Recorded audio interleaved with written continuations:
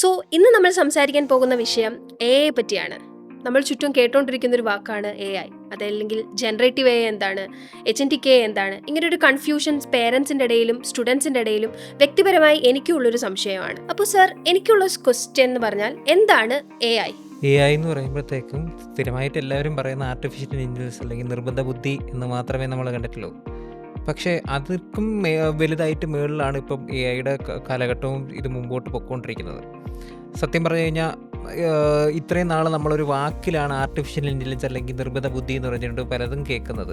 ഇതെന്താണ് ഏതാണെന്നൊരു സാധാരണക്കാരന് മനസ്സിലാകണമെന്നുണ്ടെങ്കിൽ അപ്പം അതിന് നമുക്ക് ഒരു ഉദാഹരണം വെച്ച് പറഞ്ഞു കൊടുത്താലേ നമുക്ക് കുറച്ചും കൂടെ മനസ്സിലാക്കാൻ പറ്റുള്ളൂ. അപ്പം നമ്മൾ ചെയ്യുന്ന ജോലികൾ, അതായത് നമ്മൾ ചെയ്യുന്ന പല ജോലികൾ ഡേ ടു ഡേ ലൈഫിലായിട്ട് എന്തായിക്കോട്ടെ, ആ ജോലികളിൽ നിന്നും നമുക്ക് വളരെ എളുപ്പത്തിൽ, അതായത് സുലഭമായി പല കാര്യങ്ങളും ചെയ്യാൻ പറ്റുന്നുണ്ടെങ്കിൽ അവിടെ ഒരു AI ഫീച്ചർ വരുന്നതാണ്. അപ്പോൾ ഇപ്പോൾ ഇതിപ്പം എല്ലാവരും ഇപ്പോൾ കേൾക്കുന്ന ഒരു 2022 ശേഷമായിരിക്കുമല്ലോ നമ്മളൊക്കെ കേൾക്കുന്നത്. ഈ ആർട്ടിഫിഷ്യൽ ഇൻ്റലിജൻസ് 2020 അല്ല, അതായത് 1956 മുതലുണ്ട്. പക്ഷേ ഇതൊന്നും ആർക്കും അറിഞ്ഞുകൂടാ. കാരണം അത് അത്ര ഒന്നും വളർന്ന് വലുതായ സമയമല്ല. അപ്പം ഇത് വളർന്നു വന്ന് ഈ 2020 വളർന്ന് വലുതായത്. കാരണം എന്ന് വെച്ച് കഴിഞ്ഞാൽ ഈ പറഞ്ഞ ഇൻ്റർനെറ്റ് അല്ലെങ്കിൽ നല്ല ഹെവി മെഷീൻസ്, അപ്പം ഇതൊക്കെ നമുക്ക് ഈ ഒരു കാലഘട്ടത്തിലാണ് ഇപ്പോൾ എല്ലാം കിട്ടുന്നത്.